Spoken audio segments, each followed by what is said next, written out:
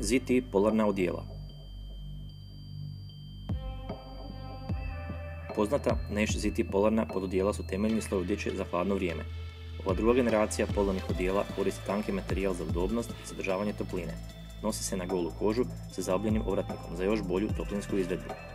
ZT polarno sekonskino odijelo se ne upotrebljava samo kao odjevni predmet koji se oblači direktno na kožu, već kao srednji sloj odjeće, kao što to radi i sam Kevin Nash. Skrojeno i dizajnirano kao odjevni predmet ispod hlača, da zadržava toplinu tijela. Isporučuje se u kompletu.